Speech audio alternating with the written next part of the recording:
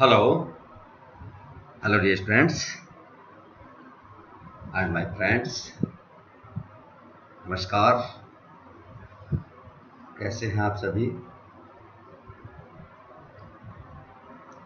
I think आप अपने घर परिवार पर सब सकुशल होंगे, अच्छी तरह से होंगे। दोस्तों, कोरोना के इस कठिन समय में, इस महामारी के काल में अपने आप को सुरक्षित रखना हमारी स्वयं की जिम्मेदारी है। यदि हम स्वयं को सुरक्षित रखेंगे, जो स्टेट गवर्नमेंट और सेंट्रल गवर्नमेंट या लोकल बॉडीज की समय समय पर जो कोरोना के रोकथाम के लिए उचित सलाह दी जाती है, वो मानना हमारा परम कर्तव्य है। उसको मानकर हम अपने समाज की सेवा कर सकते हैं, देश सेवा कर सकते हैं। मित्रों, प्लीज मास्क का प्रयोग करें, सोशल डिस्टेंसिंग बनाए रखें, घर से बाहर ना निकलें, जितना भी संभव हो सके घर पर ही रहें, अपना बचाव करें प्लीज। स्टूडेंट्स, आज हम अध्ययन करेंगे बीए पार्ट फर्स्ट और बीए पार्ट सेकंड, दोनों में ही ये चैप्टर है। बीए पार्ट सेकंड में तो स्टैटिक्स का पेपर है, पेपर सेकंड, उसमें ये यूनिट है। जबकि बीए पार्ट फर्स्ट में जो हमारा इकोनॉमिक कॉन्सेप्ट्स है, उसमें केंद्रीय प्रवृत्ति की माप, meaning and measures of central tendency की थोड़ी सी चीज़ें दी हुई हैं, उनका हम अध्ययन करेंगे। वैसे तो स्टैटिक्स वीडियो के द्वारा पूर्ण रूप से नहीं समझाई जा सकती। क्लास में हम जब रहते हैं ब्लैक बोर्ड पर आमने सामने, तो इसको समझने में सुविधा रहती है, इसको हम अच्छी प्रकार से समझ सकते हैं, क्योंकि डायरेक्ट इंस्ट्रक्शन होता है। आप बता सकते हैं कि ये चीज़ समझ में आ रही है या ये चीज़ समझ में नहीं आ रही है, उसको साथ ही साथ क्लियर कर सकते हैं। खैर, क्योंकि अभी हमें गाइडलाइन ऐसी दी गई है कि हम घर पर ही रहकर वीडियो के माध्यम से या पीडीएफ के माध्यम से अध्ययन करेंगे, और जो हमारा कोर्स है या जो रिवीजन है उसको हम करेंगे। तो उसी क्रम में मैं doctor Anuj Kumar, associate professor government college Dholpur, आज हम अध्ययन करेंगे केंद्रीय प्रवृत्ति की माप। संख्यात्मक तत्वों के विशाल पुंज को भली भांति समझना और उनके निष्कर्ष निकालना वैसे तो बहुत कठिन होता है। ऐसी स्थिति में हम समंक समूह को एक ऐसे मूल्य में संक्षिप्त किया जा सकता है जो समंक माला की सभी प्रमुख विशेषताओं पर प्रकाश डाले और संक्षिप्त रूप में सारे समूह की झांकी को प्रस्तुत। ऐसा अकेला अंक या मूल्य जो समंक माला के लगभग मध्य में स्थित होता है, और उसके जितने भी महत्वपूर्ण लक्ष्य होते हैं, महत्वपूर्ण लक्षण होते हैं, कैरेक्टरिस्टिक्स होते हैं, उनका प्रतिनिधित्व करता है, उसी को हम केंद्रीय प्रवृत्ति का माप या माध्य या औसत, एवरेज कहते हैं। कुछ डेफिनेशंस दी गई हैं, जैसे कि कॉक्सटन एवं काउडन ने बताया है कि माध्य आंकड़ों के विस्तार के अंतर्गत स्थित एक ऐसा मूल्य है जिसका प्रयोग श्रेणी के सभी मूल्यों का प्रतिनिधित्व करने के लिए किया जाता है।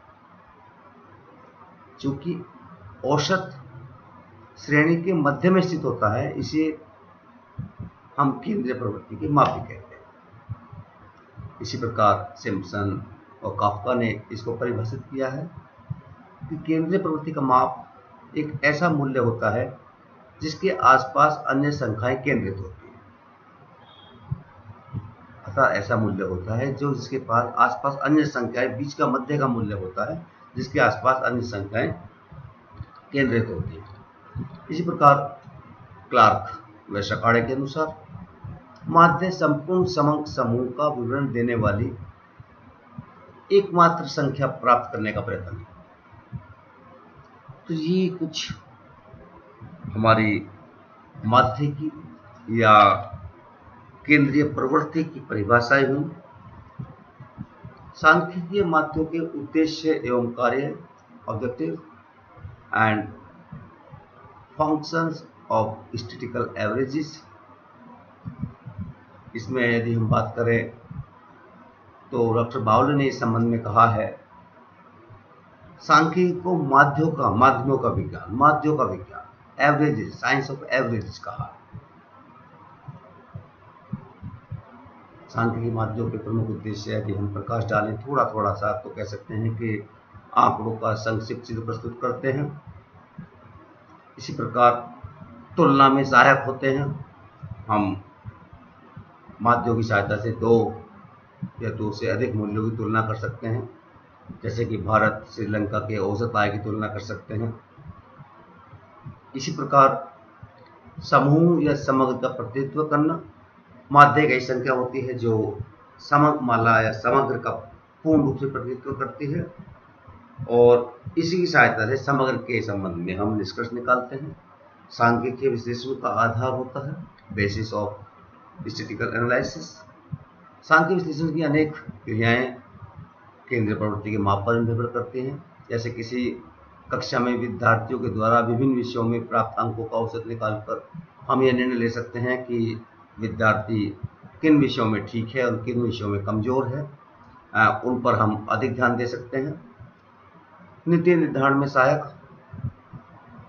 माध्यों की सहायता से हम तुलना कर सकते हैं दो देशों की कि किन देशों में प्रति व्यक्ति आय कम है, राष्ट्रीय आय कम या अधिक है। दो देशों की तुलना कर सकते हैं और इस प्रकार नीति बना सकते हैं कि प्रति व्यक्ति आय में वृद्धि की जा सके, आर्थिक विकास किया जा सके। इसी प्रकार से हम जो गणितीय संबंध का निर्धारण माध्यों की सहायता से विभिन्न वर्गों तथा समूहों में गणितीय संबंध स्थापित किया जा सकता है। जैसे कि यह कहना कि इंग्लैंड के लोगों की प्रत्याशित आयु भारतीयों की प्रत्याशित आयु से अधिक है पर्याप्त नहीं है। निश्चितता तभी आएगी जब प्रत्याशित आयु का माध्य में व्यक्त किया जा सके कि वहाँ पर 62 वर्ष है, हमारे यहाँ 56 वर्ष है, या वहाँ 78 वर्ष है, हमारे यहाँ 72 वर्ष है। जब हम उसको अंक में माध्य के रूप में प्रस्तुत करेंगे, जब जो है तुलना जो है वो अधिक निश्चित हमें प्राप्त होगी। आदर्श माध्य के आवश्यक गुण, कौन कौन से गुण होने चाहिए उनकी बात कर लेते हैं। एक तो निश्चित परिभाषा होनी चाहिए, समझने में सरल होना चाहिए, सुगम होना चाहिए, उसकी गणन क्रिया सरल होनी चाहिए, इसका व्यापक प्रयोग हो सके, जटिल गणितीय विधि नहीं होनी चाहिए। एक संतोषजनक माध्यक सभी मूल्यों पर आधारित होना चाहिए, जिससे कि वह संपूर्ण समग्र का प्रतिनिधित्व कर सके। इसी प्रकार हम कह सकते हैं कि जो एक्सट्रीम वैल्यूज होती हैं, चरम मूल्य होते हैं, उनसे प्रभावित नहीं होना चाहिए। आवश्यक है कि जो माध्य है वह श्रेणी के न्यूनतम अधिकतम मूल्यों से प्रभावित न होकर सभी माध्य के सभी प्रतिनिधित्व कर सकते, वही अच्छा कहलाता है। इसी प्रकार हम कह सकते हैं कि सैम्पलिंग में परिवर्तन या जो फ्लक्चुएशन होते हैं सैम्पलिंग पर, उसका न्यूनतम प्रभाव पड़ना चाहिए माध्य पर। जैसे यदि हम एक कॉलेज में 10 विद्यार्थियों को 10 भागों में बांटकर 10 न्याय दर्श के लिए गए हैं, तो उनके निकाले गए माध्यम में अधिक अंतर नहीं होना चाहिए। और बीजगणितीय विवेचन संभव होना चाहिए। एक आदर्श माध्य का बीजगणितीय विवेचन संभव होता है यदि दो कॉलेजों के विद्यार्थियों की हम तुलना करें कि उनके औसत खर्चे के संबंधित आंकड़े दिए हुए हों, तो दोनों कॉलेजों के विभिन्न विद्यार्थियों के सामूहिक खर्च जो माध्य है वो भी निकालना संभव हो सके। तो ये कुछ आवश्यक गुण होने चाहिए, essentials of a good average है। अब हम बात करेंगे टाइप्स ऑफ स्टैटिस्टिकल एवरेजेस, सांख्यिकीय माध्यों के प्रकार। सांख्यिकी में अनेक प्रकार के माध्यों या औसतों का अध्ययन किया जाता है, जिनमें हम प्रमुख रूप से देखें तो एक तो होता है मैथमेटिकल एवरेजेस और एक होता है पोजीशन एवरेजेस। यही कह सकते हैं गणितीय माध्य। गणितीय माध्य में तीन प्रकार होते हैं हमारे: समांतर माध्य, गुणोत्तर माध्य और हरात्मक माध्य, अर्थमेटिक मीन, जियोमेट्रिक मीन और हार्मोनिक मीन। इसी प्रकार यदि हम स्थिति संबंधी माध्य की बात करें तो इसमें मध्य का, मीडियन और मोड बहुलक दो होते हैं। हम यदि अपने पाठ्यक्रम की बात करें तो हमारे बीए फर्स्ट ईयर के पाठ्यक्रम में तो केवल समांतर माध्य, माध्य का और बहुलक है, थोड़ा सा उनका ही हम अध्ययन करेंगे। और सेकेंड ईयर में हम जो हरात्मक और गुणोत्तर माध्य है उसकी भी बात करेंगे, जियोमेट्रिक मीन और हार्मोनिक मीन है उसकी भी बात करेंगे। फिलहाल इस वीडियो में जो प्रकाश डालने हैं हम प्रमुख रूप से बीए फर्स्ट ईयर स्टूडेंट्स के लिए डाल रहे हैं। अब हम सर्वप्रथम बात करते हैं, जैसे कि भी हमने बात की गणितीय माध्य, मैथमेटिकल जो एवरेजेस हैं उसमें तीन हमने देखा: समांतर माध्य, गुणोत्तर माध्य, हरात्मक माध्य। इसी प्रकार स्थिति के अनुसार हमने देखा मध्य का और बहुलक। तो अभी हम बात करेंगे समांतर माध्य, मध्य का, मीडियन और मोड बहुलक। तो सबसे पहले समांतर माध्य, अर्थमेटिक मीन। समांतर माध्य केंद्रीय प्रवृत्ति का सबसे सरल और लोकप्रिय माप होता है। वास्तव में जो औसत शब्द का प्रयोग हम करते हैं वो जैसे औसत प्राप्तांक, औसत आय, औसत व्यय, औसत कृषि उत्पादन, औसत बचत, ये सभी जो है समांतर माध्य के द्वारा ही ये प्रतीत होता है कि ये समांतर माध्य ही है। औसत शब्द का जो अर्थ है सामान्य भाषा में जो इस्तेमाल करते हैं, समांतर माध्य वह संख्या होती है जो किसी श्रेणी की सभी इकाइयों के मूल्यों के योग को उनकी संख्या से विभाजित करके ज्ञात की जा सकती है। ये सिंपल सी एक डेफिनेशन दे दी है कि किसी श्रेणी में जितनी भी इकाई होते हैं, जितनी भी नंबर संख्या दी होती हैं, उनको हम टोटल कर लेते हैं, उनको योग कर लेते हैं और जितनी संख्या होती है उनसे हम डिवाइड कर देते हैं, भाग दे देते हैं, समांतर माध्य हमारा आ जाता है। समांतर माध्य को हम बार एक्स के द्वारा नोट करते हैं, प्रदर्शित करते हैं। जैसे कि अभी ये चार संख्या दी हुई हैं 10, 16, 13, 9, 10, इनको हम जोड़ लेते हैं 10 + 16 + 13 + 9, और क्योंकि ये 1, 2, 3, 4 संख्या है सबको जोड़कर 4 से दे देते हैं, तो जो 12 होगा वो हमारा समांतर माध्य आ जाएगा। समांतर माध्य सामान्यतः हम दो प्रकार से इसको निकालते हैं, तो सरल समांतर माध्य, सिंपल अर्थमेटिक मीन, सरल समांतर माध्य, और दूसरा होता है वेटेड अर्थमेटिक मीन, भारी समांतर माध्य। सरल समांतर माध्य में श्रेणी के समस्त पदों को समान महत्व देते हैं हम, जबकि जो भारी समांतर माध्य है उसमें प्रत्येक मद को उसकी व्यक्तिगत महत्ता के अनुसार भार प्रदान किया जाता है। तो दोनों में अंतर है। सरल समांतर माध्य में हम सभी पदों को समान महत्व देते हैं, जबकि जो भारी समांतर माध्य होता है उसमें व्यक्तिगत महत्ता के अनुसार अलग अंक को अलग भार प्रदान किया जाता है। अब हम बात करेंगे सरल समांतर माध्य की गणना की, कैलकुलेशन किस प्रकार हम कर सकते हैं सिंपल अर्थमेटिक मीन की। सरल समांतर माध्य की गणना हम तीन श्रेणियों में करते हैं। तीन तरीके जो हमारी श्रेणियां होती हैं उनके अनुसार करते हैं।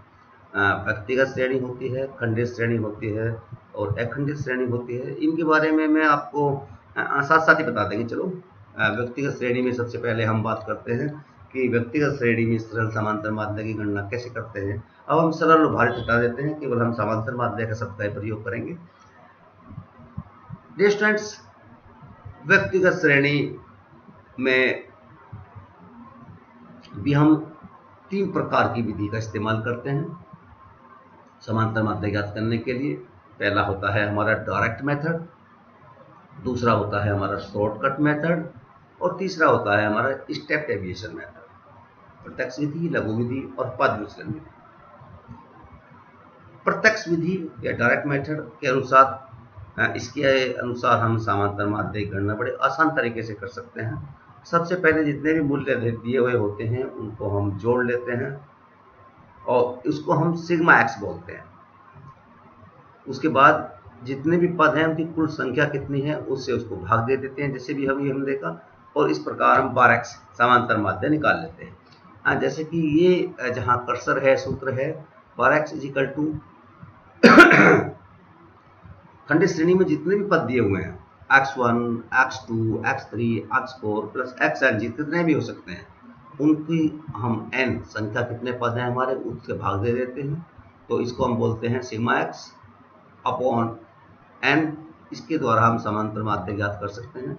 अभी हम एक एग्जाम्पल ले लेते हैं। जैसे कि हम देखते हैं रोल नंबर 1, 2, 3, 4, 5, 6, 7, 8, 9, 10 ये स्टूडेंट्स के रोल नंबर दिए हुए हैं और ये परीक्षा में प्राप्तांक हैं 10, 15, 11, 16, 18, 20, 23, 28, 35, 44। ये हमारे व्यक्तिगत श्रेणी है बिल्कुल, जिसका हम अभी बात कर रहे थे। एक व्यक्तिगत श्रेणी में हम इनका टोटल कर लेंगे। सिग्मा एक्स ये हमारा 220 आ गया। ये कितने हैं जोड़ लेंगे, क्योंकि हमने अभी देखा था 10 विद्यार्थियों की बात कर रहे हैं तो n इजिकल टू 10। तो sigma x upon n bar x is equal to sigma x upon n 220 को 10 से भाग दे देंगे हम 220/10। इस प्रकार से 22 जो आएगा वो हमारा समांतर माध्य आएगा। बार x इजिकल टू 22 अंक। इसी प्रकार हम लघु विधि से भी कर सकते हैं। इसमें और भी एग्जाम्पल ले सकते हैं जिनकी बात हम आगे करेंगे। कुछ एग्जाम्पल्स और लेंगे अभी करने के लिए, और यदि से आपकी समझ में नहीं आता है तो इसको हम और भी बहुत सारे क्वेश्चन जो हैं और वीडियो में ले सकते हैं। तो दूसरा है लघु विधि, शॉर्टकट मेथड। जब श्रेणी में मूल्यों की संख्या अधिक हो या वे आपस में बहुत भिन्न हो या वे अधिकतर दशमलव में हो तब लघु विधि अप्रत्यक्ष विधि के द्वारा समांतर माध्य की गणना हम करते हैं। इसमें गणना करने के लिए क्या करते हैं, सबसे पहले सभी पदों को x से संबोधित करते हुए एक पंक्ति में लिखते हैं। श्रेणी में किसी भी मूल्य को जो हमने लिखे हैं x लिखे हैं उनमें से किसी को भी एक कल्पित माध्य मान लेते हैं जिसे हम a कहते हैं। सैद्धांतिक दृष्टि से किसी भी मूल्य को कल्पित माध्य माना सकता है, चाहे वह समकमाला से बाहर का ही क्यों न हो, चाहे वो समकमाला से बाहर हो या समकमाला में अंदर का हो। लेकिन व्यवहार में हम ऐसे को मानते हैं और उससे गणन क्रिया भी हमारी सरल हो जाती है, जो न तो सबसे अधिक हो न कम हो, बल्कि कोई मध्य से का जो हमारा अंक होता है उसको हम कल्पित माध्य एज्यूम्स मीन्स कहते हैं इसको, वो मान लेते हैं। इसके बाद क्या करते हैं, श्रेणी के जितने भी पद होते हैं x होते हैं वो कल्पित माध्य में से घटा देते हैं। x में से a घटाएंगे, ध्यान रखना। एज्यूम्स मीन्स जो हमने कल्पित माध्य माना है वो प्रत्येक पद में से प्रत्येक x की वैल्यू जो है उसमें से घटा देंगे। इसको हम क्या बोलते हैं, विचलन बोलते हैं, डेविएशन बोलते हैं। इस विचलन को हम जोड़ लेंगे, सिग्मा dx कर लेंगे और समांतर माध्य का जो सूत्र है व्यक्तिगत श्रेणी का वो लगा देंगे। इसमें आप देख सकते हैं 12x is equal to a plus sigma dx upon n। इसमें ये 12x समांतर माध्य, a एज्यूम मीन्स, ये हमारा जो विचलन का योग है वो है, और n संख्या है, मदों की संख्या है, नंबर ऑफ आइटम्स है। अब हम ये एग्जाम्पल देख सकते हैं। अभी जो हमने एग्जाम्पल लिया था सेम एग्जाम्पल हम ले रहे हैं और इसके द्वारा हम ये आपका जो लघु विधि है, शॉर्टकट मेथड है, जिसमें हम कल्पित माध्य मानते हैं उसके अनुसार निकालते हैं। ये देखिए, ये हमने रोल नंबर, ये प्राप्तांक सेम संख्या है वही 10, 15, 11, 16, 18, 20, 23, 28, 35, 44। तो आप इसमें देख सकते हैं बीच की संख्या लगभग हम 20 मान लेते हैं, कल्पित माध्य 20 ही मान रखा है यहाँ पर भी। आप 20 कल्पित माध्य मान लें। अब जितनी भी संख्या है x, इनमें से कल्पित माध्य को घटाना है। 10 में से घटाना है, 15 में से घटाना है, 11 में से घटाना है, ठीक है। और उनका फिर हम प्लस माइनस करके टोटल निकाल लेते हैं, सिग्मा dx निकाल लेते हैं। जितना भी विचलन का पद विचलन का योग है उनको निकाल लेते हैं। आप इसमें देख सकते हैं ये कल्पित माध्य से विचलन x माइनस ए dx बोलते हैं जिसको हम, 10 माइनस 20, 15 माइनस 20, 11 माइनस 20, इस प्रकार से निकालते हैं। इसमें ध्यान दें कि जो हमारा विचलन आ रहा है, जो घटाने के पश्चात आ रहा है, वो माइनस में है या प्लस में है। अब आप इसमें देखें, 10 में से हम 20 घटाएंगे तो माइनस का 10 आएगा, 15 में से 20 घटाएंगे माइनस का 5, इस प्रकार माइनस 9, माइनस माइनस। आप यहाँ पे देख सकते हैं कि 20 में से 20 घटा रहे हैं तो शून्य, फिर 23 में से 20 यहाँ प्लस का जाएगा, 3, 8, 15, 24। इस प्रकार आप देखें प्लस के कितने हैं और माइनस के कितने हैं, उनको हम जोड़ लेते हैं। आप देखें माइनस के इसमें 30 हैं, प्लस के 50 हैं, तो क्या हुआ, सिग्मा dx प्लस का आएगा 20। अब ये हम यहाँ पर इसको सूत्र में लगा देते हैं। सूत्र क्या है हमारा, क्या फॉर्मूला है समांतर माध्य का, सिंपल वही, bar is equal to assumes means a plus sigma dx, total जो है हमारा विचलन का डेविएशन जो है हमारा उसका जोड़, n नंबर आइटम कितने हैं हमारे, तो ये 20 प्लस सिग्मा dx, ये 20 आया है, 10 है, तो ये हमारा 22 आ गया। आप किसी भी विधि से समांतर माध्य निकालो, समांतर माध्य का मूल्य समान ही आएगा। अब हम इसमें एक तीसरा मेथड लेते हैं, यह है स्टेप डेविएशन मेथड। यह विधि तब अपनाई जाती है जब पदों के मूल्यों का अंतर बराबर, जैसे 5, 10, 15। इस विधि में गणन क्रिया और भी सरल हो जाती है। इसकी गणना हम कैसे करते हैं उसकी भी हम बात कर लेते हैं। सबसे पहले किसी भी मूल्य को कल्पित माध्य मान लेते हैं, जैसे कि हमने अभी माना था शॉर्टकट मेथड में। कल्पित माध्य से विचलन ज्ञात किए जा रहे कीजिए और विचलन की प्रत्येक संख्या का समान गुणक से भाग दे दीजिए।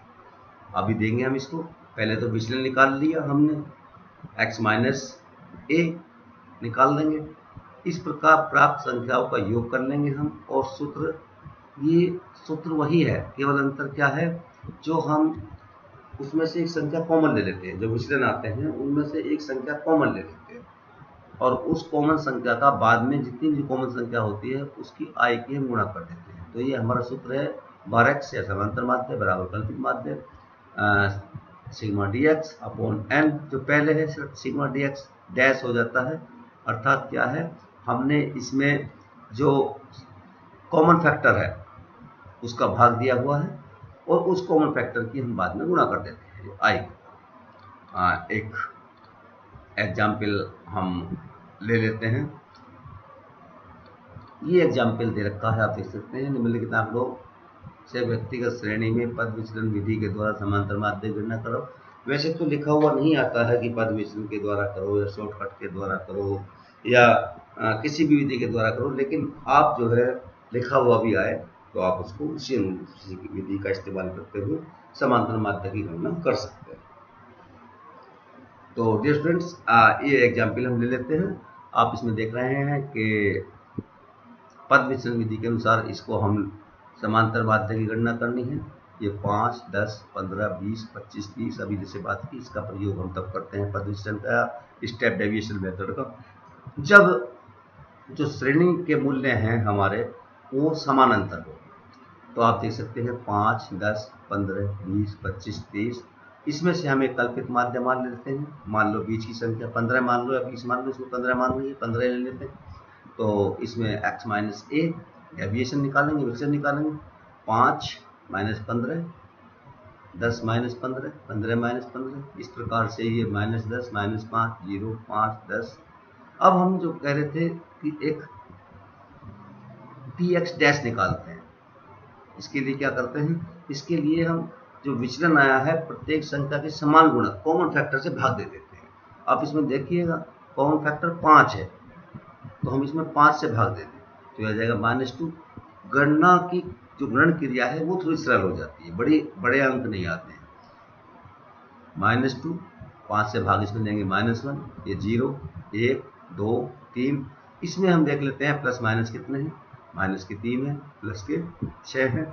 आप इसमें जो सूत्र है वो उसके अनुसार समांतर माध्य की गणना कर सकते हैं। Bar x is equal to assumes means plus जो हमारा सिग्मा dx है अपॉन n मल्टीपल बाई आई।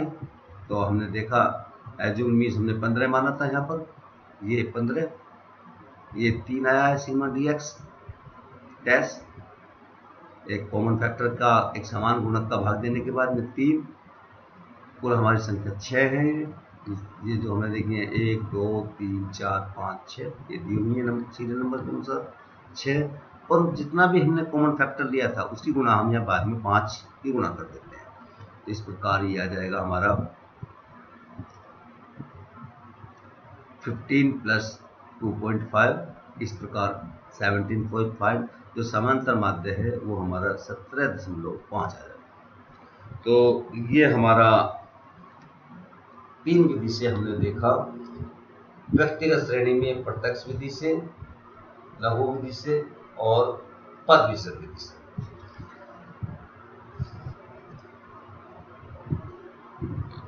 ये कुछ एग्जाम्पल दिए हुए हैं जिनको हम समांतर माध्य निकाल सकते हैं।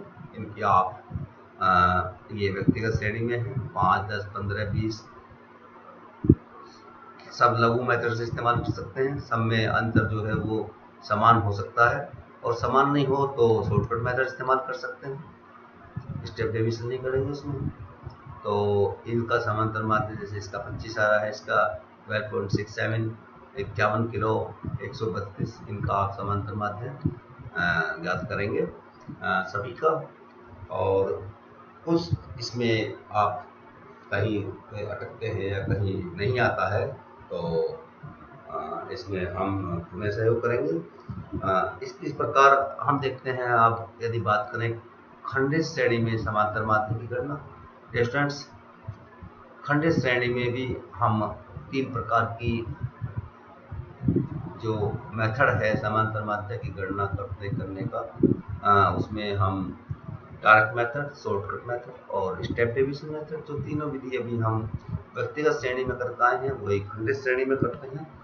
लेकिन यदि हम इसके एग्जाम्पल करते हैं तो ये वीडियो बड़ा हो जाएगा थोड़ा सा, इसलिए इस वीडियो को हम यहीं तक सीमित रखते हैं। स्टूडेंट्स आपके इसमें जो ये 4 एग्जाम्पल दिए हुए हैं, क्वेश्चन दिए हुए हैं, इनका आप करिएगा और आपकी बुक में होंगे समांतर माध्य के क्वेश्चन उन्हें कीजिएगा। यदि कोई चीज़ आपकी समझ में नहीं आती है तो आप मुझे फ़ोन कर सकते हैं, मुझे व्हाट्सएप कर सकते हैं। हम इस चैप्टर को दोबारा और भी क्वेश्चन लेकर समझाने की कोशिश करेंगे।